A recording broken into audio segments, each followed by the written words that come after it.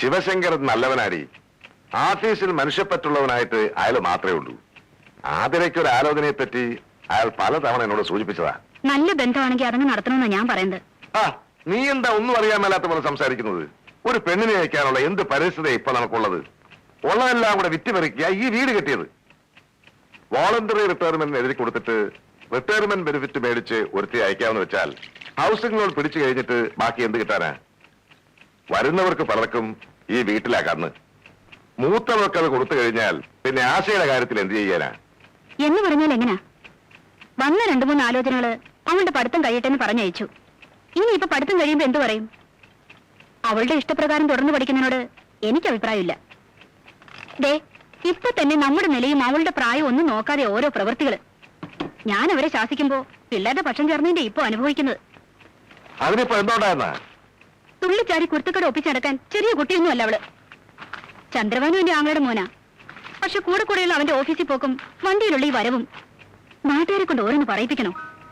അവനെ പറ്റി അത്ര നല്ലതൊന്നും അല്ല പുറത്ത് പറഞ്ഞു കേൾക്കുന്നത്.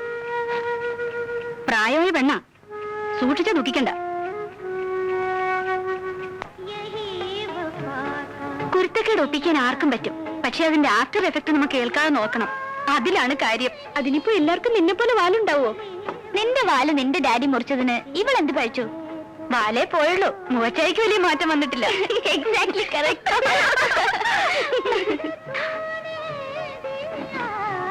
നല്ലൊരു പെണ്ണ്, പക്ഷെ അവക്കിട്ട് ചെക്കനെ നോക്കിക്കേ. നമ്മുടെയൊക്കെ അവസ്ഥ ഇത് തന്നെ ആയിരിക്കും. ഇതിനാ മോളെ വിധി എന്ന് പറയുന്നത്. ഓ, ഇയാളെ ഒന്നും കെട്ടാൻ പറ്റത്തില്ലെന്ന് പേരൻസിനോട് പറയാനുള്ള ധൈര്യം ആ പെണ്ണിനില്ലാതെ പോയി. അതിന് വിധിയെ പഴിച്ചിട്ടൊന്നും കാര്യമില്ല. ഈ പറയുന്ന രാജകുമാരിയെ കെട്ടാൻ വരുന്നത് ഏത് രാജകുമാരാണെന്ന് കണ്ടറിയണം. അതൊരു രാജകുമാരൻ തന്നെയായിരിക്കും, ഒരു സംശയം വേണ്ട. ചന്ദ്രഭാനുവിന് രാജകുമാരന്റെ കട്ടൊന്നും ഇല്ല കേട്ടോ.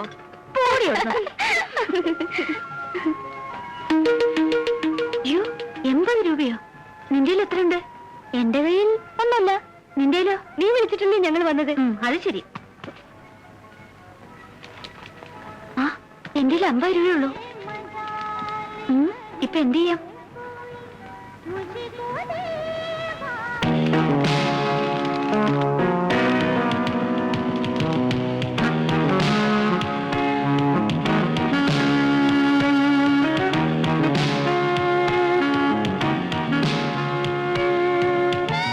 സന്തോഷേ, ഒരു കുട്ടി നമ്മൾ നോക്കിച്ചിരിക്കുന്നു കേട്ടോ. ഞാനൊന്ന് ശ്രമിച്ചു നോക്കട്ടെ. എക്സ്ക്യൂസ് മീ, സൂസന്റെ ബ്രദർ അല്ലേ? ഏത് സൂസൻ? റോസ്വില്ലയിലെ കറിയച്ചന്റെ മകൾ സൂസൻ. അയ്യോ അല്ല.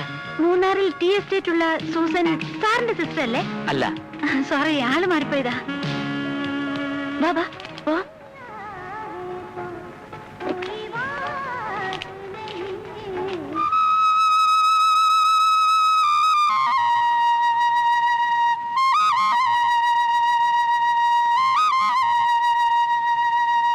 അങ്ങനെ ഇന്നത്തെ ദിവസവും വലിയ ബോറടി കൂടാതെ അവസാനിച്ചു.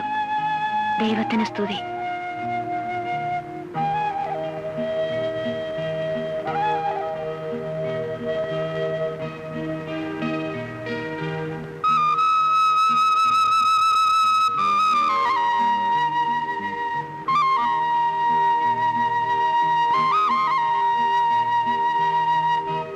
പകല് മുഴുവൻ കാട്ടിക്കൂട്ടി അനാവശ്യങ്ങള് രാത്രിയിൽ ഡയറിയിൽ കുറിച്ചു വെക്കാം. ചേച്ചിക്ക് വേറെ പണിയൊന്നുമില്ലേ? ആ, പെണ്ണുങ്ങളായാലേ കുറച്ചൊക്കെ സ്മാർട്ട് ആയിരിക്കണം. അല്ലാതെ നിന്നെ പോലെ പനി പിടിച്ച കോഴിയെ പോലെ ഇരിക്കാൻ എന്നെ കിട്ടില്ല. എനിക്കേ കിടക്കണം.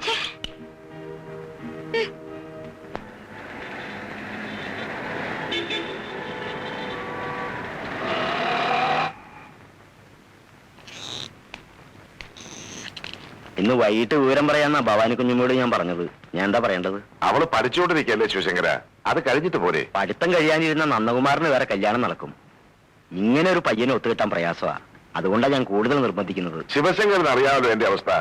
ഹൗസിംഗ് ലോണും PF LIC എല്ലാം കൂടെ പിടിച്ചു കഴിഞ്ഞിട്ട് താനെന്റെ കയ്യിലേക്ക് തരുന്ന ശമ്പളം എത്രയാ? ഒരു കരുതലും ഇല്ലാതെ എങ്ങനെയാ ഒരു കല്യാണത്തിന് ചാടി പുറപ്പെടുക? ആ വീടിന്റെ പ്ലാൻ കണ്ടപ്പോഴേ ഞാനെന്ന് പറഞ്ഞതാ. സാറിനെ സംബന്ധിച്ചിടത്തോളം ഇത്രയും വലിയൊരു വീടിന്റെ ആവശ്യമില്ലെന്ന്. അതൊക്കെ ഇനി പറഞ്ഞിട്ട് എന്താ കാര്യം? അന്ന് അങ്ങനെ തോന്നി. അതുകൊണ്ടാണ് ഞാൻ പറയുന്നത്, ഇനിയെങ്കിലും സാറ് നല്ല രീതിയിൽ ചിന്തിക്കണം. സ്ത്രീധനമായിട്ട് അവർ 10 പൈസ പോലും ചോദിക്കുന്നില്ല.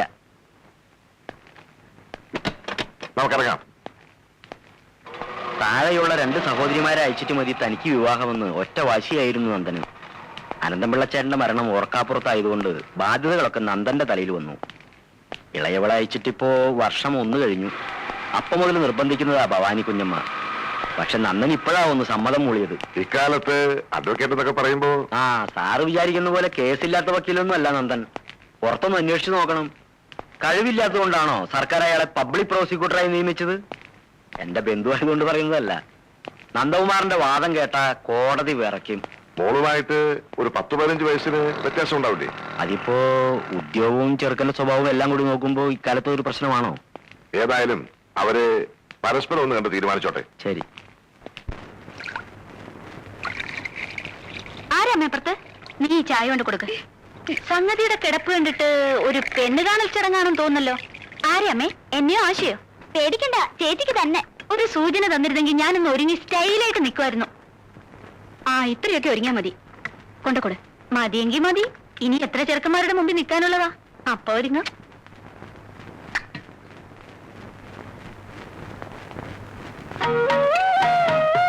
ഇതാ ആള്.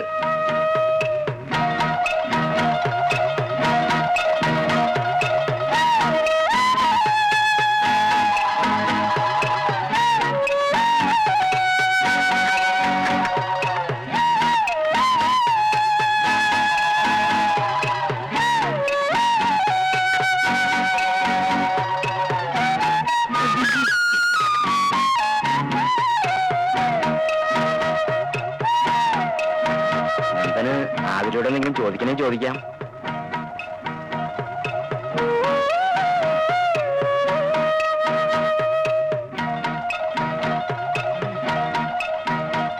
വേണ്ട.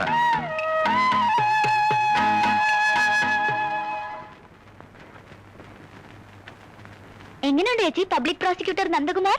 എല്ലാവർക്കും കാണാൻ പാകത്തിൽ അവിടെ ഒരുക്കി വെച്ചിട്ടുണ്ടല്ലോ. നിനക്കൊന്ന് കാണരുതോ ഇങ്ങനെ ഒരു ചേച്ചി?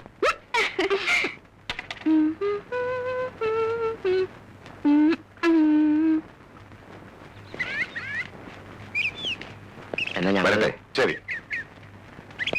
വരട്ടെ സാർ. ഓ, എന്താടാ നിനക്ക് ഇഷ്ടപ്പെട്ടോ? ആ എനിക്ക് ഇഷ്ടപ്പെട്ടു. എന്നാ എനിക്ക് ഇഷ്ടപ്പെട്ടില്ല. അതിന് ഉണ്ണിത്താനും വേണ്ടി അല്ലല്ലോ നോക്കിയത്. നന്ദന് പറ്റിയതല്ലെന്ന് തന്നെ ഞാൻ പറഞ്ഞ. എന്താ നീ അവൾക്ക് കണ്ട കുറവ്? നിന്നെ അവളെയും കൂടി കണ്ടിട്ട് അച്ഛനെയും മോളെയും പോലെ ഇരിക്കുന്നു. ഓ, അത് സാരമില്ല. സാരമില്ലെങ്കിൽ പോട്ടെ. പിന്നെ ഉണ്ട് പ്രശ്നം. എന്ത് പ്രശ്നം? എന്താ കുട്ടിയുടെ നാള്? ഉത്രാടം. അയ്യോ, ആ നാള് നന്ദന്റെ നാളുമായിട്ട് ഒരിക്കലും പൊരുത്തപ്പെടില്ല. ചതയം ഒരു പക്ഷെ നന്നായിട്ട് ചേരും. അത് നിന്റെ നാളല്ലേ? അതെ, ഞാനാകുമ്പോ പ്രായത്തിൽ ഇതുപോലെ വ്യത്യാസം ഫീൽ ചെയ്യില്ല. അപ്പൊ അതായിരുന്നു അതിന്റെ കാര്യം.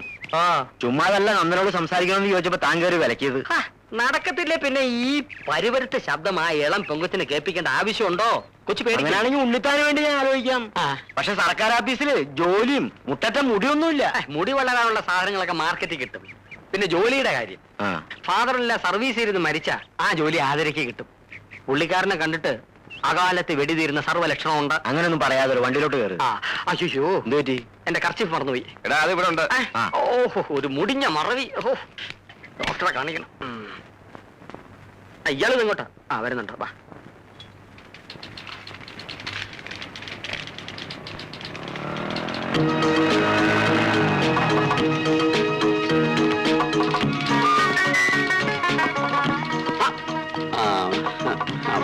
മേക്കപ്പെട്ടോളൂ, ഞാനിപ്പോ വരാം. ശരി. ആ അവിടെ അത് ആ കൺമഷിയുടെ പരസ്യത്തിനുള്ള മോഡലാ. ബാലോട്ടിന് നാണമില്ലേ ഇങ്ങനെ ഓരോ മോഡൽസിന് ബൈക്കിൽ വെച്ചോണ്ട് ഊര് ചുറ്റാൻ? ഇല്ല, ചുമ്മാ അല്ല നാട്ടുകാർ ഓരോന്ന് പറയുന്നത്. പറയുന്നൊരു പറയട്ടെ. കാറ്റ് പോകുന്നിടത്തൊക്കെ വേലി കെട്ടാൻ പറ്റും. എന്നാൽ ഇവിടെ വരെ ബൈക്കിൽ കൊണ്ടുവരുന്നേ പറ്റുമല്ലേ? ഓ, അവൾ ഇനി ഒരുങ്ങി ചമഞ്ഞ് ഓട്ടോറിക്ഷ പിടിച്ച് ഇവിടെ എത്തുമ്പോഴേക്കും ഒരു നേരം ആവും. ഉച്ചയ്ക്ക് മുമ്പ് ഫോട്ടോ എടുത്ത് കൊടുത്താൽ പ്രിന്റ് അടിച്ച് കിട്ടും. അതുകൊണ്ടാണ് ഞാൻ തന്നെ ചുമന്നുകൊണ്ട് പോരാന്ന് വെച്ചത്. പിന്നെ നിന്നെ ആരോ പെണ്ണാണെന്നു കേട്ടു. എങ്ങനെയുണ്ട് കക്ഷി? കാര്യം പറയാന്ന് വെച്ച് 8 മണി പോലെ കാത്തു നിൽക്കുക. എന്നാ പിന്നെ സമയങ്ങളുണ്ടാ? പറഞ്ഞേ. കാണുന്ന പെമ്പിളയുടെയൊക്കെ പറയാൻ നടക്കുന്ന ഇയാളോട് പറഞ്ഞിട്ട് ഒരു കാര്യമില്ല. ഒരു കാര്യമില്ലെങ്കിൽ പറയണ്ട. അതെ, നിങ്ങളുടെയൊക്കെ പാവം കണ്ട എന്നെ അയാൾക്ക് കെട്ടിച്ചു കൊടുത്ത മട്ടുണ്ടല്ലോ. പെണ്ണ് കാണൽ ചടങ്ങിനൊക്കെ അതിന്റേതായ ഒരു ത്രില്ലുണ്ട്. അതുകൊണ്ടാ ഞാൻ കൂളായിട്ട് ചെന്ന് നിന്നു കൊടുത്തത്. ഇനി രജിസ്റ്റർ കല്യാണത്തിനാണ് വിധിയെങ്കിൽ ഇതൊന്നും അനുഭവിക്കാൻ പറ്റത്തില്ലല്ലോ. ഇങ്ങനെ ഒരു സംഭവം നടക്കാൻ പോണ വിവരം പേരൻസ് നിന്നെ അറിയിച്ചതേ ഇല്ലേ? എനിക്ക് ചെറിയ സൂചന കിട്ടിയിരുന്നു, പക്ഷെ ഞാൻ അത്ര സീരിയസ് ആയിട്ട് എടുത്തില്ല. ചായ കൊടുത്തിട്ട് ആ മുഖത്തോട്ടൊന്ന് നോക്കിയപ്പോ സത്യം പറഞ്ഞാൽ ഞാൻ അയ്യടാന്നായിപ്പോയി. എന്റെ ഫാദറിന്റെ അല്പമെങ്കിലും സൗന്ദര്യബോധം കാണുമെന്നാ ഞാൻ വിചാരിച്ചത്. അത്രയ്ക്ക് ബോറാണോടി? വികൃതമൊന്നുമല്ല, പക്ഷെ ഒരു വില്ലൻ ലുക്കാ. ഒരുമാതിരി ഈ കോൺട്രാക്ട് അവസാനിപ്പിച്ച് നേരത്തെ പോരുന്ന ചില പട്ടാളക്കാരില്ലേ, അതുപോലെ ഇരിക്കും. അപ്പൊ നിനക്ക് ഇഷ്ടമില്ലെന്ന് നീ അച്ഛനോട് പറഞ്ഞില്ലേ? അതിന്റെ ഒന്നും ആവശ്യം വരുന്നില്ലടി. ജാതകം ചേർന്നിട്ടാണല്ലോ ഇത് നടക്കാൻ. ആ സ്റ്റെപ്പിൽ വരുമ്പോഴേക്കും ഇതങ്ങ് തെറ്റിക്കോളും. അതുവരെ വക്കീൽ ഈ കേസുകെട്ടായിട്ട് നടന്നോളൂ തന്നെ.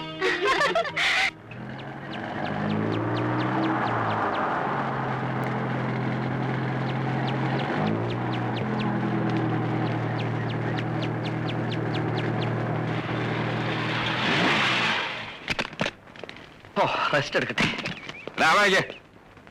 വല്ലവരും കണ്ടാ വിചാരിക്കും ഞാൻ ഡ്രൈവറും നീ വലിയ പബ്ലിക് പ്രോസിക്യൂട്ടറുമാണെന്ന്. ഓ കാപ്പി എടുത്തു വെച്ചിട്ടുണ്ട് രണ്ടുപേർക്കും, വന്ന് കുടിക്കേ. ആ കേട്ടോമേ, അമ്മയുടെ അരുമ മകൻ പബ്ലിക് പ്രോസിക്യൂട്ടർ നന്ദകുമാർ എന്ന് കോടതിയിൽ ഒരു കലക്ക് കലക്കി. തോമസ് സക്കറിയ ഉൾപ്പെടെ 5 പേർക്ക് ചുളുവി ജീവപര്യന്തം സംഘടിപ്പിച്ചു കൊടുത്ത്. ഒന്ന് നിർത്താമോ? കാറ് കയറിയപ്പോ തുടങ്ങിയാണല്ലോ ഈ കളത്തില്. എന്തുദ്ദേശിച്ചായി സോപ്പ് പതപ്പിക്കുന്നത്? എന്ത് സോപ്പ്? അയ്യോ, ഞാൻ ബെഞ്ച് ക്ലാർക്കായിരിക്കാൻ തുടങ്ങിയിട്ടെ വർഷം 10-12ആയി. പല കൊടികുത്തിയ വക്കീലന്മാരുടെ വാദങ്ങൾ ഞാൻ കേട്ടിട്ടുണ്ട്. പക്ഷെ നന്ദനെ പോലെ വാദിക്കാൻ അറിയാവുന്ന ഒരു വക്കീലിനെ ഭൂമി മലയാളം കണ്ടിട്ടില്ല. അമ്മേ എന്താ അമ്മേ എന്നെ സൂപ്പിക്കാമേ. ദേ എന്തിനാന്നറിയാം, എന്റെ കല്യാണം കഴിഞ്ഞിട്ടും ഇവൻ ഇവിടെ തന്നെ പറ്റിക്കൂടണം. അതിനാണ് ഈ സോപ്പ്. ഓസിനൊന്നും അല്ലല്ലോ, മാസാമാസം 100 രൂപ എണ്ണി അമ്മയുടെ കയ്യിലോട്ട് കൊടുക്കുകയല്ലേ. പിന്നെ നിന്റെ 100 രൂപ കൊണ്ടല്ലേ ഇവിടുത്തെ കാര്യങ്ങൾ നടന്നേ. പോടാ. ആ 100 രൂപയ്ക്ക് എല്ലാ മാസവും നിങ്ങളുടെ രണ്ടുപേരുടെ പേർക്കും അമ്പലത്തിൽ വഴിപാട് കഴിക്കുന്നുണ്ട്, അറിയാമോ? അമ്മേ എന്റെ പെറ്റമ്മ പോലും ഇങ്ങനെ ചെയ്തിട്ടില്ല. അപ്പൊ ഞാൻ അടുത്ത മാസം പോലെ 50 രൂപ തന്നാ മതിയല്ലോ. എനിക്ക് വഴിപാട് വേണ്ട, വായിലോട്ടുള്ള വല്ലതും തന്നാ മതി. ഞാൻ അടങ്ങി ഒതുങ്ങി കിളിക്കൂട്ടി കഴിഞ്ഞോളാം. എന്നാലും ഇവിടുന്ന് ഒഴിഞ്ഞു പോവുകയില്ല. ഒഴിയും. എപ്പോ? നിന്റെ കല്യാണത്തിന് മുമ്പ് എന്റെ കല്യാണം നടത്തിയിട്ട് ഞാൻ ഒഴിയും. അമ്മേ ഇവൻ കെട്ടാൻ പോകുന്ന പെണ്ണിന് എന്തൊക്കെയാ വേണ്ടെന്നറിയാമോ? സൗന്ദര്യം, മുട്ടറ്റ മുടി, സർക്കാർ ജോലി, സിറ്റിയിലൊരു വീട്.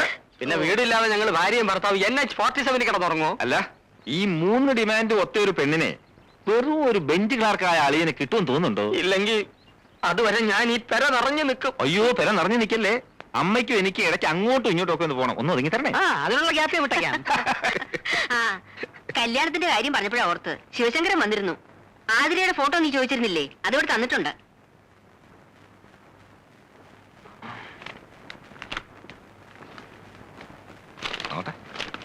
എവിടെ നോക്കട്ടെ. നേരി കണ്ടതുപോലല്ല. അതെ, ഫോട്ടോയിൽ കുറച്ചുകൂടെ മെച്ചൂരിറ്റി ഫീൽ ചെയ്യുന്നുണ്ടല്ലേ? അതല്ല, നേരിട്ട് കണ്ടപ്പോ അച്ഛനെയും മോളെയും പോലുണ്ടായിരുന്നു. ഇപ്പോ അപ്പൂപ്പനെയും കൊച്ചുമോളെയും പോലുണ്ട്.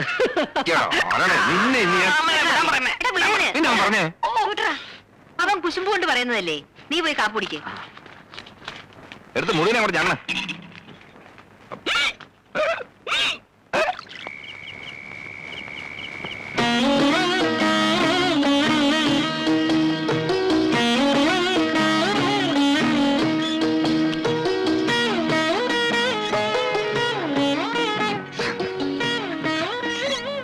ശങ്കരേട്ടൻ വല്ലതും പറഞ്ഞോമേ? അവർക്ക് താല്പര്യക്കുറവൊന്നുമില്ല. പിന്നെ വയസ്സിന്റെ കാര്യത്തിലെ അല്പ വിഷമേ ഉള്ളൂ. ഓ, ഇനി ജാതകം ചേരാതെ വരുമോ എന്തോ? ഇത് നടക്കുമെന്നാ എന്റെ മനസ്സ് പറയുന്നത്. നിന്റെ ജാതകം അവര് ചോദിച്ചു. ശിവശങ്കരൻ അതുകൊണ്ടാ പോയിരിക്കുന്നത്. ആണോ? ആ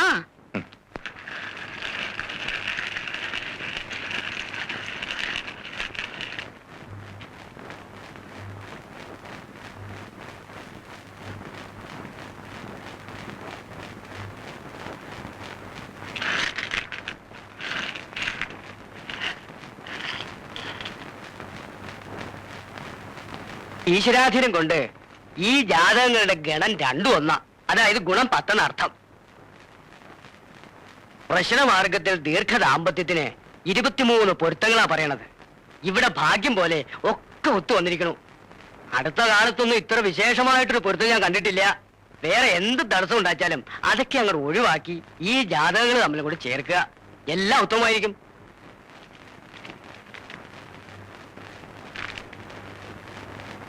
പിന്നെ നിനക്ക് ആരെയും ഇഷ്ടം അത് പറ. ഇതുവരെ നീ വിചാരിച്ച നടന്നത്. ഇനി എന്റെ മോൾ അങ്ങനെ വിചാരിക്കണ്ട. ഞങ്ങളുടെ തീരുമാനത്തിന് വിലയുണ്ടോന്ന് അറിയണമല്ലോ. എന്താ? അവൾക്ക് ഈ വിവാഹം ഇഷ്ടമല്ലെന്ന് ഏക്കും ചൊല്ലുമില്ലാതെ വളർത്തിയതിന്റെയാ. എന്താ മോളെ കാര്യം? അവൾക്ക് അയാളെ ബോധിച്ചില്ല, അത്ര തന്നെ. പ്രായം ലേശം കൂടുതലുണ്ടെന്നല്ലാതെ എന്താ നന്ദകുമാറിന് കുറവ്? നിന്റെ അമ്മയും ഞാനും തമ്മിലുള്ളല്ലോ 10-12 വയസ്സ് വ്യത്യാസം. പ്രായത്തിന്റെ ഒന്നുമല്ല, എനിക്ക് ഇഷ്ടമല്ല. അതിന്റെ കാരണമാ അച്ഛൻ ചോദിച്ചത്. കാരണമൊന്നും എനിക്കറിയില്ല. എന്റെ മനസ്സിനെ അയാളെ ഇഷ്ടപ്പെടാൻ പറ്റുന്നില്ല. നിന്റെ മനസ്സിന് മാത്രം എന്താ ഇത്ര പ്രത്യേകത? വേറെ എന്തെങ്കിലും ഉദ്ദേശം ഉണ്ടെങ്കിൽ അത് മനസ്സിൽ തന്നെ വെച്ചാ മതി. നീ ഒന്നും മിണ്ടാതിരിക്കും വിജയലക്ഷ്മി. ഞാൻ മിണ്ടാതിരുന്നതാ ഇതിന്റെയൊക്കെ കാരണം. ഇപ്പൊ അനുഭവിക്കേ.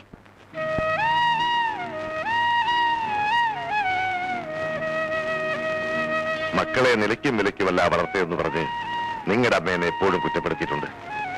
ഒരു സർക്കാർ ജീവനക്കാരന്റെ പ്രാരാബ്ധങ്ങൾ ഒന്നും അറിയിക്കാതെയാ ഞാൻ നിങ്ങളെ വളർത്തിയത്. നിങ്ങളുടെ ഒരാഗ്രഹങ്ങൾക്കും ഈ അച്ഛൻ ഇതുവരെ എതിര് നിന്നിട്ടില്ല. അതൊന്നും വേണ്ടിയിരുന്നില്ല എന്ന് അച്ഛൻ ഇപ്പോഴും തോന്നിയിട്ടില്ല. പക്ഷേ അച്ഛനൊരു തീരുമാനമെടുത്താൽ മോൾക്കത് സ്വീകാര്യമാവും എന്ന അച്ഛൻ കരുതിയത്. ആദ്യം തന്നെ ഞാൻ അയാളെ വെറുത്തുപോയി. ഇനി എനിക്ക് ഇഷ്ടപ്പെടാൻ ഒരു കാരണവുമില്ലാതെ ഒരാളുടെ വെറുപ്പ് കാണിക്കുന്നത് എന്താണെന്ന് എനിക്ക് മനസ്സിലാകാത്തത്. നന്ദകുമാറിന് സ്വന്തമായ ഒരു ജോലിയുണ്ട്, സമൂഹത്തിൽ മാന്യമായ സ്ഥാനം, സ്വന്തമായ ആദർശവും അഭിപ്രായമുള്ള ചെറുപ്പക്കാരൻ, വീട്ടിൽ വേറെ ബാധ്യതകളില്ല. മകൾക്കൊരു ഭർത്താവിനെ കുറിച്ച് ചിന്തിക്കുമ്പോ ഒരച്ഛനിൽ കൂടുതൽ എന്താ ആലോചിക്കാനുള്ളത്? അച്ഛൻ പറയുന്നതെല്ലാം ശരിയായിരിക്കും. പക്ഷേ ഞങ്ങൾ തമ്മിൽ ഒരു ചേർച്ചയില്ല. അതിനെ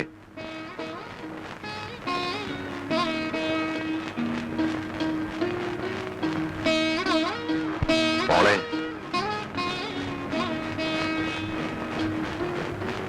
മോൾക്ക് ഇങ്ങനെ ഒരു ആലോചന നടക്കുന്നുവെന്ന് അറിഞ്ഞിട്ടും മോൾ എതിർപ്പൊന്നും പറഞ്ഞില്ല. ജാതകങ്ങൾ തമ്മിൽ നല്ല പൊരുത്തമാണെന്ന് കൂടി കണ്ടപ്പോ അച്ഛൻ വാക്ക് കൊടുത്തുപോയി.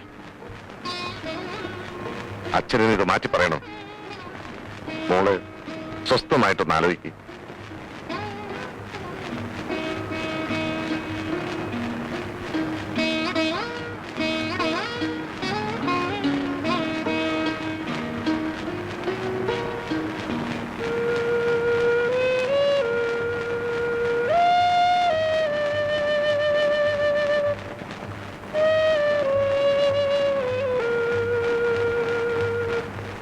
പിന്നെ അപ്പോഴത്തെ ദേഷ്യത്തിൽ ഞാനങ്ങനെ പറഞ്ഞെങ്കിലും ആലോചിച്ചു നോക്കിയപ്പോ അവള് പറഞ്ഞാലും കാര്യമുണ്ടെന്ന് തോന്നുന്നു. അവൾക്ക് ഇഷ്ടമല്ലെങ്കിൽ പിന്നെ നമ്മൾ നിർബന്ധിക്കണോ? നീ എന്താണ് പറയുന്നത്? അവളുടെ ഭാവിയുടെ സുരക്ഷിതത്വമല്ലേ നമ്മൾ നോക്കേണ്ടത്? അതിൽ കൂടുതലായിട്ട് ഒരു മകൾക്ക് വേണ്ടി അച്ഛനെ കൊണ്ട് എന്താ ചെയ്യാൻ കഴിയുക?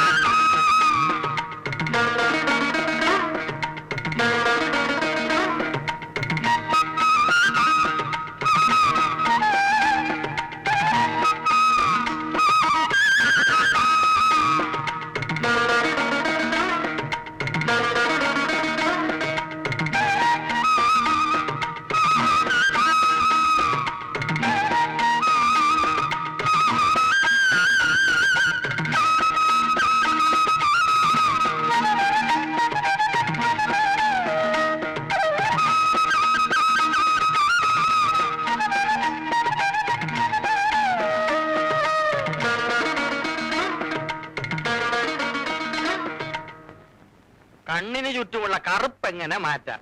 അത് ശരി. പബ്ലിക് പ്രോസിക്യൂട്ടർ നന്ദകുമാറിന്റെ മുറിയിൽ ബ്യൂട്ടി പാർലർ എപ്പോ തുടങ്ങി? ഒരല്പം മര്യാദ വേണം. ഈ കഥയിനൊന്നും മുട്ടിയിട്ട് ഞാൻ അകത്തോട്ട് ഇറങ്ങാൻ. പിന്നെ കഥകിന് മുട്ടി അനുവാദം മേടിച്ച് അകത്ത് കയറാൻ ഇതെന്താ രാമസ്വാമിയുടെ ചേമ്പറോ? കല്യാണം നടക്കുമെന്നായതേ ഉള്ളൂ, സ്വന്തം കൂട്ടുകാരനെ തടയാനുള്ള ശ്രമം തുടങ്ങി. എന്താ എനിക്കൊന്നും പറ്റുകയില്ലേ? പിന്നൊരു കാര്യം, പാൽപ്പാട പുരട്ടുകൊണ്ട് മാത്രം ഈ മുഖത്തെ രൗദ്രഭാവം മാറില്ല. അതിന് പ്ലാസ്റ്റിക് സർജറി തന്നെ വേണം. കുറെ പേരെ വാദിച്ച് തൂക്കിലേറ്റിയതല്ലേ, വെറുതെ എന്തിനാ പാലിന്റെ വിറ്റാമിൻ കളയുന്നത്? ഈ അറിവ് പകർന്നു തരാനായിരിക്കും അവിടുന്ന് ഇപ്പൊ ഇങ്ങോട്ട് എഴുന്നള്ളിയത്. വെരി വെരി സോറി, അതിനല്ല. പിന്നെ അതിന് അയ്യോ, ഞാൻ മറന്നുപോയല്ലോ. ഞാൻ എന്ത് പറയാനാ ഇങ്ങോട്ട് ഇടിച്ചു കളിക്കറി വന്നേ? എടാ, ഒരാഴ്ച നീ ലീവ് എടുത്ത് വീട്ടിലിരുന്നാലും ഇത് ഓർമ്മ കിട്ടിയത്. അമ്മേ പാൽപ്പാട. എന്തെടുക്കുക? മുഖം തുടക്കറിയാ. എന്താ രണ്ടും കൂടി ഇതിനകത്തുണ്ടായിരുന്നോ? ജമാൻ എത്ര നേരമായി ഇവിടെ വന്ന് കാത്തിരിക്കുന്നു? അയ്യോ, അത് പറയാനാ ഞാൻ ഇങ്ങോട്ട് വന്നത്.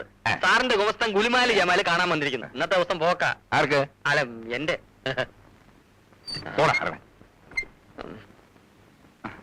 കേസ് കെട്ടൊക്കെ നേരത്തെ കൊണ്ട് തരണമെന്ന് ഞാൻ പറഞ്ഞല്ലോ. നേരത്തെ തന്നെ ഇറങ്ങിയതാണ് സാറേ. അപ്പോഴാണ് സെക്കൻഡ് വൈഫിന്റെ ബാപ്പാക്ക് കോളറാന്നും പറഞ്ഞ് അവൾ അളാപ്പ് വന്നത്.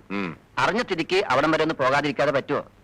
അങ്ങനെ ഇരിക്കെ ഇറങ്ങിയേക്കാന്ന് എത്തിയപ്പോഴാണ് ഫസ്റ്റ് വൈഫിന്റെ ബാപ്പാക്ക് ബസൂരി എന്നും പറഞ്ഞ് അവൾ അളാപ്പ് വന്നത്. ഇതെല്ലാം കൂടി കേട്ടപ്പോ പടച്ചോനാണ് നമുക്ക് ഒരു ലൂസ് മോഷൻ.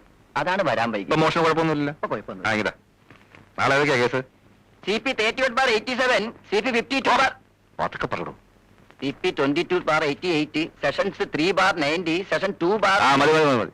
നാളെ രാവിലെ 8 മണിക്ക് ഓഫീസ് തുടങ്ങണം. ഓ മജിസ്ട്രേറ്റ് കോടതിയിലെ കേസിന് ബാലേന്ദ്ര അപ്പിയർ ചെയ്യട്ടെ. ആ.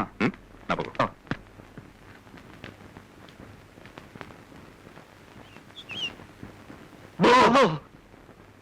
താൻ പബ്ലിക് പ്രോസിക്യൂട്ടർ നന്ദകുമാറിന്റെ ഗുമസ്തനായിരിക്കാം, പക്ഷെ അങ്ങേര് മാത്രം താമസിക്കുന്ന വീടല്ല ഇത്.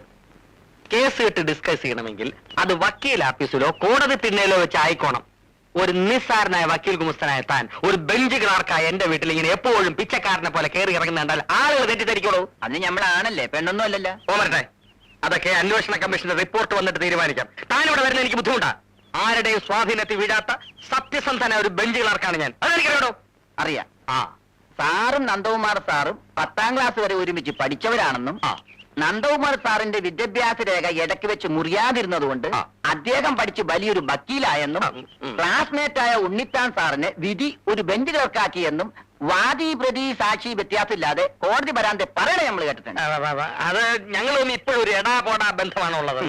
പണ്ടുണ്ടതും പാളയെ തൂറിയതുമായ ചരിത്രം പറഞ്ഞ് പ്രഗത്ഭനായ ഒരു പബ്ലിക് പ്രോസിക്യൂട്ടറിന്റെ കൂടെ നിസാരനായ ഒരു ബെഞ്ച് ക്ലർക്ക് ഇങ്ങനെ പതയടിച്ച് കഴിയുന്നത് പ്രോട്ടോകോളിൽ ചേർന്നല്ലെന്നേ ഞമ്മക്ക് പറയാനുള്ളൂ. ബെഞ്ച് ക്ലർക്ക് ബെഞ്ചിൽ ഇരുന്നാ മതി, മേശപ്പുറത്ത് കയറണ്ട. വെറുതെ അല്ലടോ തന്റെ രണ്ടമ്മായിയപ്പന്മാർക്കും കാളറയും വസൂരിയും തനിക്ക് ലൂസ് മോഷനും വരുന്നു. തന്റെ മനസ്സിലിപ്പ് ശരിയല്ലല്ലോ. അത് പിന്നെ ഇവനെ ഗുമസ്തരാക്കിയ വക്കീലിനും വരും ലൂസ് മോഷൻ.